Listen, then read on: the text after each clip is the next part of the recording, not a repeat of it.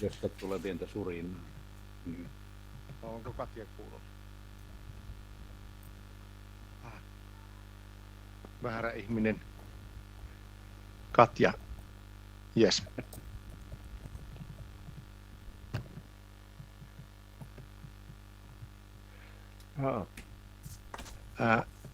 Okay, everybody. Yeah, So nice to see you here, and welcome to Sarah's World. And we have Mark Sparwell keynoting us.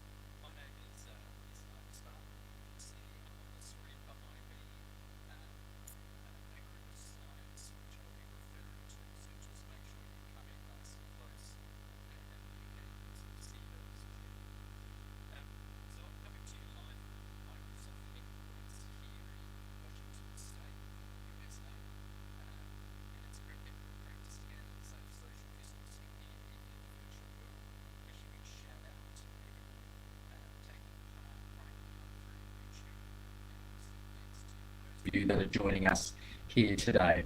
So consider this to be both an introduction and also an invitation. The invitation is to follow up with me anything that you see or hear, or anything that you think that I should know about that's happening in your schools, your universities, and your community connected to this topic around well-being. Up on the screen is my Twitter handle. A full slide deck will be available afterwards. I'll share that out through Twitter, and I'll also place it in that community link that you can see. That's the bit.ly/edu. So I run a community online, not connected to Microsoft, but just focused on social emotional learning in education. There's about 5,500 teachers, school leaders, academics, policymakers, who gather in that space and share best practice. So that's the welcome done and the invitation to sort of follow up with me. There's a few pictures up on the screen. I thought I would just start off by making sure we all know one another, and then we can have a little bit of an introduction afterwards. You can have a chat to some people nearby to you. But there are 4 pictures up there. I thought that I would pick out 4 of my favourite pictures to do with teaching, because I've spent 25 years as a teacher, as a school leader, as a person in charge of sort of directing education. Feel free to move up closer to the pictures if you like. You don't need to stand necessarily in front of me, so you can move up closer to the banner and have a look. In the top left-hand corner picture, this is in remote KARANGA. It's in Northern Territory. It's Australian outback. And what I'm doing there is I'm studying with a group of students the march of cane toads across northern Australia from the perspective of the experts in such things, the students of the local school who are broadcasting their insights across Australia. So students are experts. They've got stories to tell. The second picture, the one where I'm holding a phone, it looks like, out in the ocean. The question was, is it better to not see a dolphin in the wild or to be guaranteed to see one in marine parks?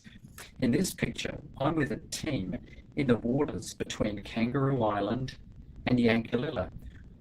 Below the surface of the water, we're trawling a hydrophone, a microphone listening to the chatter of bottlenose dolphins. We've got hundreds of students, scientists, teachers, all logged in. What does this tell me? It tells me that school should be open-walled and expertise should flow in and out. It also taught me the students want to and can discuss the big issues. And top right-hand corner surfs up. This school I was at for many years, Victor Harbour, reception to Year 7 school, a world-class surfing school where it taught most students and some clumsy adults like me how to surf in the chilly southern waters, probably as cold as the waters just behind us. Some things are best done in real life and experienced in real life. So that's by way of a little bit of an introduction. You know, there is an accent. I am Australian. It's about the same size as the United States where I live and work now, but with about 300 million less people. Small fact. So in this session, what I'm going to do is I'm going to touch on a couple of key topics. I'm going to talk a lot about emotion. I'm going to talk about the social and emotional skills. I'm going to talk about emotional intelligence. I'm going to talk about cognition, thinking, particularly around attention and focus. And I'm going to situate this within this current sort of environment. And we'll talk a bit about purpose and passion for students and their work. So we'll cover a few topics, but we won't go too far into it. Now, attention is a curious thing. It's a scarce cognitive resource. It's probably one of the resources that we have least of in our classrooms across the globe. But it is one that we can learn to direct with intent. And when we redirect with our conscious control, it can be very powerful. When we're unconscious about where our attention is going, it's a distraction. So, you know, I'm a pragmatic optimist. I recognize there are challenges around, but I intentionally choose to sort of take a very positive approach. If you accidentally end up teleporting yourself into the ocean, don't feel bad. I've already done that a couple of times today. So cast our eyes over to the far right-hand screen where you'll see that I've got the Yale Centre for Emotional Intelligence mood meter. So we're going to just spend a little bit of time, make sure you can see those categories. So the mood meter is really important to help develop emotional granularity. It's one of the critical things students need to be able to do, is to be able to name and tame their emotions. And all emotions matter and serve a purpose. You know, getting ready for today, you know, I felt anxious and I felt nervous and worried. I've been in the red zone, and that's good for me because that kind of puts me in the right frame of mind to be focused and to be attentive. Sometimes, you know, when things have happened that aren't great, you know, I feel disappointed and I might feel, you know, a little bit down, and that's okay. All emotions matter. They all serve a purpose. The challenge is when we're not able to correctly identify and label our emotions, then that doesn't place us in the control seat to be able to navigate from one emotional state to the other. I like to say when I think about my work as a teacher, you know, we need to be inviting emotion into the conversation all of the time. So just have a moment to look at the mood meter, because I'm going to ask you to share in a moment with somebody nearby to you, maybe where you might be. But let me just explain it. The x-axis, running from left to right, looks at energy.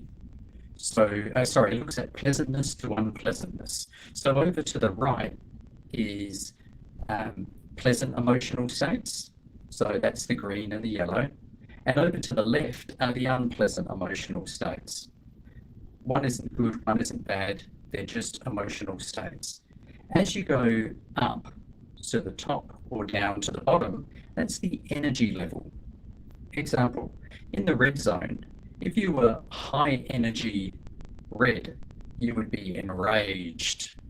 If you were low energy red, you might just be feeling repulsed. Or high energy yellow, I'm ecstatic, you know, I'm over the top. But low energy, I might just be feeling proud. It's a quieter emotion, a lower energy state. So being able to accurately label emotions matters. If you name it, you can tame it. And the words on the mood meter from Yale Centre for Emotional Intelligence aren't fixed. You could just have the colours and have students generate the words that suit them. But over time, you obviously want to develop students' emotional vocabulary. So I think you're able to do this in this environment. I wouldn't mind you taking a moment to have a look at the mood meter and have a little bit of a think either about the zone you're in, so whether it's over to the pleasant side, the greens and the yellows, or over to the unpleasant sides, the reds and the blues, the high energy emotions or low energy emotions, or maybe just a word that describes how you're currently feeling. So my question is, how are you feeling right now? If you could just maybe choose somebody who's physically close to you, and you can use the chat feature, just simply, I think, by clicking them. You might need to add them as a friend, or you could chat to them. Becca, does that sound okay?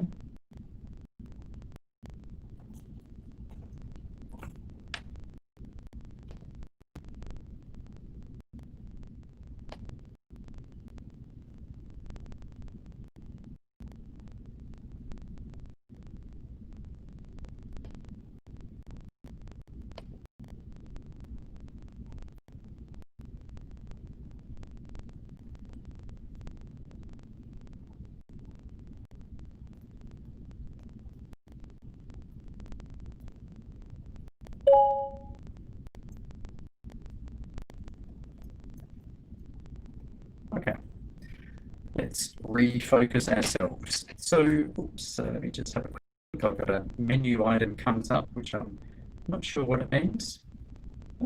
Okay, let's jump on.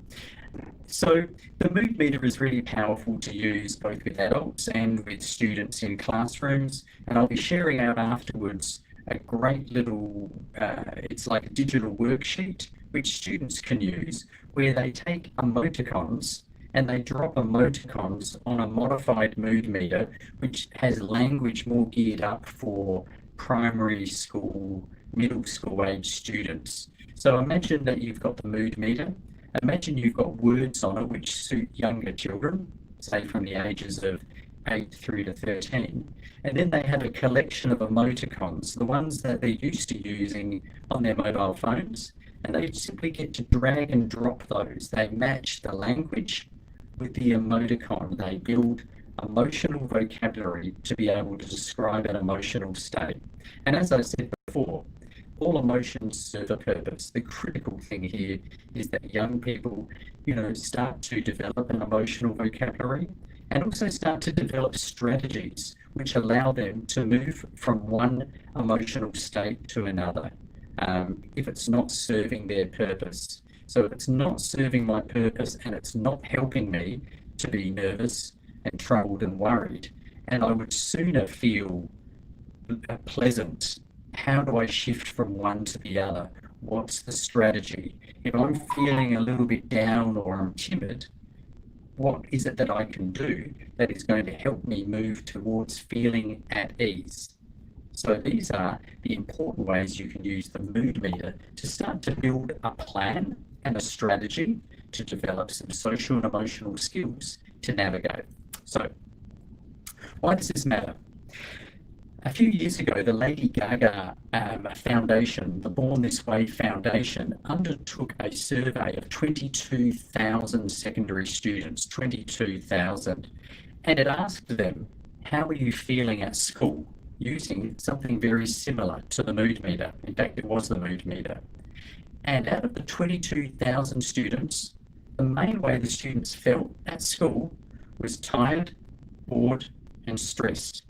That was how students were feeling. And this matters significantly because emotions are the gatekeeper of how we think, cognition, how motivated we are, and where we place our attention. Emotions are the gatekeeper of cognition, motivation, and attention. And if students are feeling tired, bored, and stressed, then they're not in the right place to be learning, no matter how detailed the curriculum is. You know, when students experience meanness and unkindness, they feel hopeless and fearful. However, when they experience positive relationships, they feel accepted, they feel connected. When students experience being engaged in learning that means something to them, they feel hopeful, they feel, excited. And when they're engaged in work and schooling that is relevant and meaningful, they feel happy, they feel respected. Educators were asked in the part of the same survey, how did they feel? And they felt frustrated, they felt overwhelmed, and they felt stressed. So, emotions matter greatly. They affect our attention, our memory, and our learning, physically and psychologically. They affect our decision making. In a study that was undertaken, teachers were asked, how does your mood affect your judgment? And the teachers said, it doesn't. Then a test was put in place where a group of teachers were placed in a bad mood by watching certain clips. A group of teachers were placed in a good mood, maybe by watching cat videos, who knows. At the end of the day, they all had to grade student work. The students who were in a positive mindset compared to the students who were in a negative mindset, there was a difference of up to 2 grades around how they graded student work. So mindset matters at an unconscious level. So emotion is the gatekeeper. It also affects relationships, physical, mental health, and obviously performance and creativity. So the agenda around social and emotional learning is an academic agenda. It is a well-being agenda. And school climate plays a significant role here. The climate of the school can help to prevent or can help to accelerate issues for teachers like burnout. We know by 2030 we need 69 million additional teachers globally. We know from our recent research, the staff of 2030 and future ready teaching, that up to 40% of teachers are thinking of leaving the profession by the end of their second year, and up to 10% have already decided to leave the profession. Think about the issue of that burnout narrative against the UNESCO's predicted 69 million additional teachers required by the end of 2030, and school climate is critical. Schools which have a poor climate experience from their staff burnout, absenteeism. People have issues with sleep, with mental health, and in fact it's been proven that those environments cause people's BMI to get higher. They literally become fatter and unhealthier. So again, if we cast our eyes back to that mood meter, the truth is for many schools, maybe not yours, but just generally across the globe, many schools, between 70 to 80% of students and teachers are sitting in the red and blue zone, and they may not even know it, and they may not even know the significance of that. They may not realize how emotion is affecting their health and well-being, their motivation, their learning, and where they place their attention. So we know that in schools where emotional intelligence is high, and emotional intelligence could be described as the ability to recognize, to understand, to label, express, and self-regulate. So again, if you think of mood meter or look at the pictures in front of you, Mark Brackett, Professor Brackett from Yale, would say, we need to be an emotion scientist, not an emotion judge. And to be a scientist, you need to look beyond maybe just what you see and make a judgment towards being a scientist and seeking to understand and build certain skills. People with high emotional intelligence, they have greater impact and effect as teachers. They tend to be more satisfied, their classrooms are more positive, their students achieve better results. And for students, when their emotional intelligence is high, they tend to be have greater empathy, their well-being is higher, they have more positive and productive relationships, they demonstrate more pro-social behaviours, they're satisfied with how they're going, they tend to lead more, and they're more active in the community life of the school. So there's lots of pro-social behaviours. A few more comments around emotion cognition. There's a research paper to support what you're hearing, and that'll be shared afterwards. Emotions are contagious. You want to be sure that you're spreading the good ones. So as a teacher or as a school leader, I was always very, very conscious of the fact that emotions are contagious in all environments, and you want to spread the good ones. And I was saying to a group of teachers the other day, when you feel that you're starting to spread the bad ones, it doesn't mean that it's bad. All emotions have a purpose. But sometimes we need some strategies to shift from one emotional state to the other. It might be stopping and breathing, taking 3 deep, slow breaths. It might be simply practicing smiling, because research shows that smiling actually boosts mood. It has a psychological and a physical impact.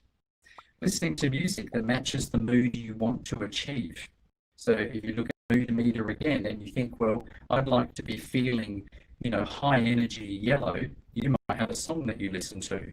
Or maybe you want to relax and you want to pick a song that is going to fit more into the green. And of course, taking a walk. Let's take a moment and get you to have a little chat, or either by text messaging, or you can also speak to them, to the people nearby to you. You might want to move forwards and find somebody new or different. And let's take just 1 minute only to share a strategy that you might use to help you manage your mood. What is it that you do to shift from a bad mood to a good mood, or feeling down to feeling happy? What might you listen to? What might you eat? What might you do? Have a quick chat. Niin Ilona. Tulee ilosta. Mitä? Mitä te teette, kun tulee ilosta?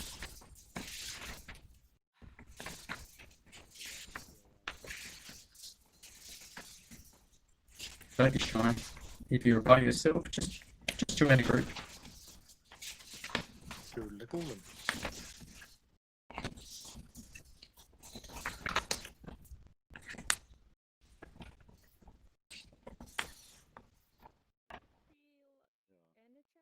are you feeling?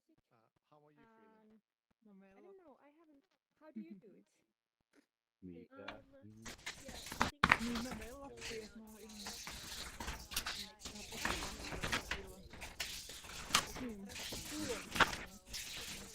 Mutta jos niinku iloisesti haluu nyt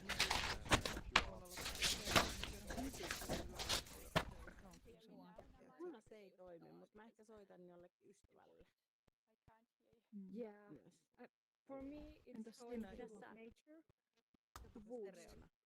Minä saan. It's very important after Joo. if I need to be around people. And then Onko sulla kilpailu? when I need to go to nature, Kyllä, jos sellaista kilpailuviestiä. It's blinking your vision. I'm not seeing anything, so maybe there's some problem with your microphone. Ingistä pelaamaan. Memman. But you can go beside Että on me pelannut kuule and listen what vuosikausia. Suuttuu sen. Se ei uskalla enää En mä pelata, se on hävinnyt mun se. Nykyisin enää niin aikaisemmin. Okay, this was cool. People are actually discussing. Good, exactly. I can hear them in the background, which is great. So I thought I'll let them go for another minute or two. I think the interaction between here we're going like different places. If you are looking here, Mm-hmm. there are different like chat rooms, like here, Yeah. here. So they are moving together. Good. Not like you are putting them in a break room, Exactly. but they are going in the breakout rooms. In 2 or 3 months, and it was so cool to actually meet people, investors, and just Something we take for Humanizing granted. BETT. yeah, Yeah. it was wonderful. Yeah, I'm a teacher and I long to get back into a classroom. Joo, aika hiljaa Kids kuuluu. Sä for voit sitten real mikin rather päältä than nostaa sitä tasoa just through the screen. tältä Altspacesta. Where do you speak? I'm the technology teacher, so I work with Moi Siru. like the first year of the year. So I see the bunch of ages through video chat. Okay. Yeah. Teacher in US. Yeah, I live in the same area as Salzburg. Run into each other a few times at events. So I'm in Seattle area. Where are you at? I live in Finland. Sorry, say it one more time. There was somebody else talking. No, I live in Finland. Päivä. Okay, nice. Okay, friends, we might just Okay. we'll have another chance for a chat in just a moment. But if you could sort of Okay. wander back around this way. The next conversation we're going to have will just be about a couple of minutes away, so you'll have a chance to chat again. That was great to hear people talking about the different ways that they might go about shifting to a high energy mood or to shift to a calmer mood. As I said before, the message for students is that all emotions matter. They all have a purpose. I can hear myself, which is uncanny. So one of the challenges is, how do we develop these skills in classrooms, in students, in our staff?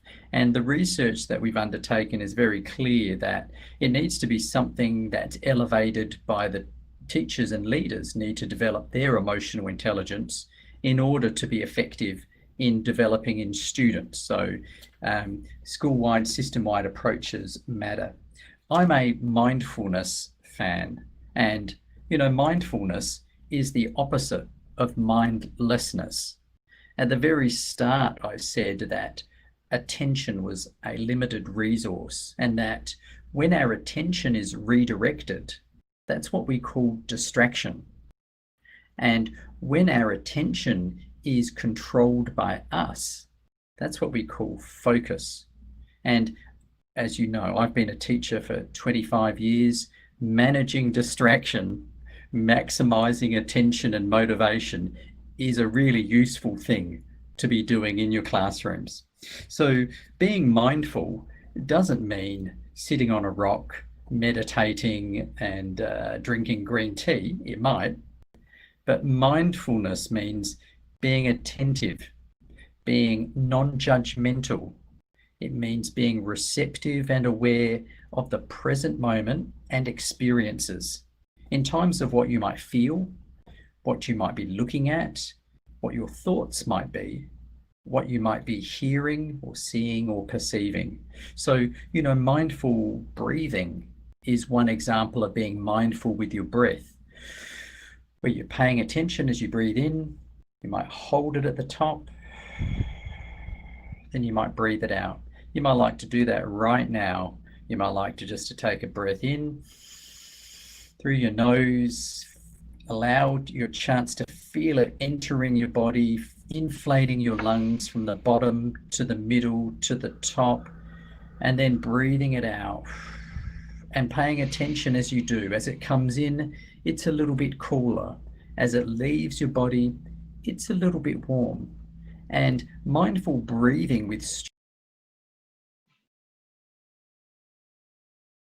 students is a red or blue state, maybe into a low energy, pleasant state. the important thing is it teaches them that as they're focusing on their breath, they're actually redirecting their attention, the attention that had been taken from them because emotions are in charge of our cognition, our attention, okay? And so sometimes we're not aware that our emotions have hijacked our attention. Activities like mindful breathing can bring those back in.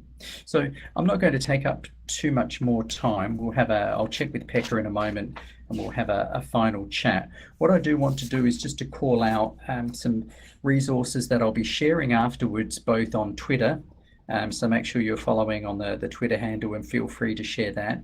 Plus also in the community, the SELN Edu community that I manage, I'll be dropping some resources into that.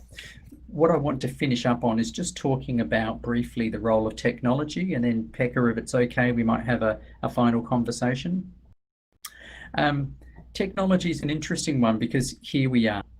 We're in a virtualized environment. We're together in the spaces in between one another. Technology is allowing us to take on identities and explore identities that might be similar, or they may be very different to our real world identities. You know, that's the power for environments like this. It allows young people to explore identity waters. It allows them to dip their toe into ways of being and engaging that maybe they're not able to in the real world. There's a lot of conversation around screen time and its impact on young people. The research suggests that the issue is more about what is being displaced from any form of obsessive behavior, and is what is being displaced of greater value. So whether I'm spending my entire days and weeks building Lego castles in a basement, that's probably not good for me. I would be better outside. I would be better mixing with people. Same as if it was a screen. So my question is always, what is the activity displacing, and is this healthy for me? And there's a lot of great research around the positive role that technology, when used thoughtfully, can play in supporting health and well-being. So one of the things I'll share afterwards is some strategies using technology to start the day with a mood check-in, just like the mood meter, and how you can do that in an online environment, a remote learning environment.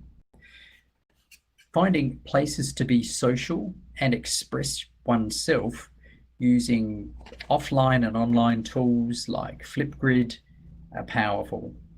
One of the worlds we've created for Minecraft Education Edition, if you're not sure about it, Minecraft Education Edition, geared up specifically for schools, has got a world in it called Mindful Night, which teaches young people the basics of mindfulness. And as they go through a medieval quest, they practice self-reflection, self-regulation, awareness, relationship building, and decision-making. So it's very cool. And there are other activities that will be shared out afterwards. I've mentioned the one using emojis. So use what the students know and love. So imagine writing a story and swapping out the emotion words for emojis. That's becoming an emotion detective, which is what we want. And finally, simple strategies like creating a class charter. You know, we need more feelings and less rules in our classrooms. So, you know, asking the class, how do we want to feel in our class, and building a class charter around what is my commitment to ensuring we feel the ways we agree we collectively want to feel in our class is a really powerful way of providing voice and choice and agency for young people.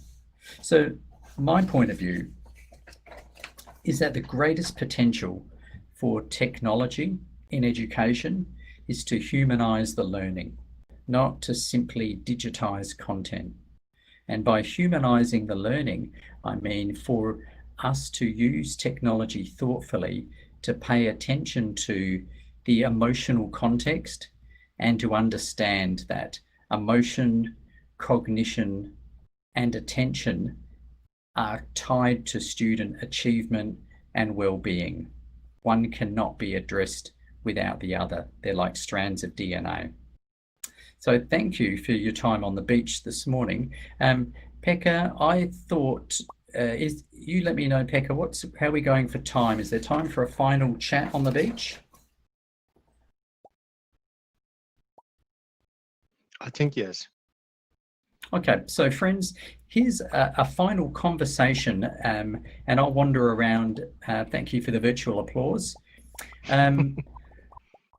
That's very sweet. The final chat is really around when we talk about social emotional skills, what are the skills? So what are the important social emotional skills for young people to develop that will help them flourish in school, in life, and in society? So gather around with somebody nearby to you or a small group and just have a quick chat. What are the skills that are social emotional skills? Is it listening? Is it collaboration? Is it more? So find a spot on the beach, find somebody, and let's have a chat with them. What skills matter most? So what Okay. skills do you think matter most? So what do you think? What's the most important for? And thank you. I Thank think you for the stream. Sorry, there's somebody really loud behind me. Yeah. See you next time. Starting identification of emotions and It was other a people's emotions definitely is cool really experience. Mark. important.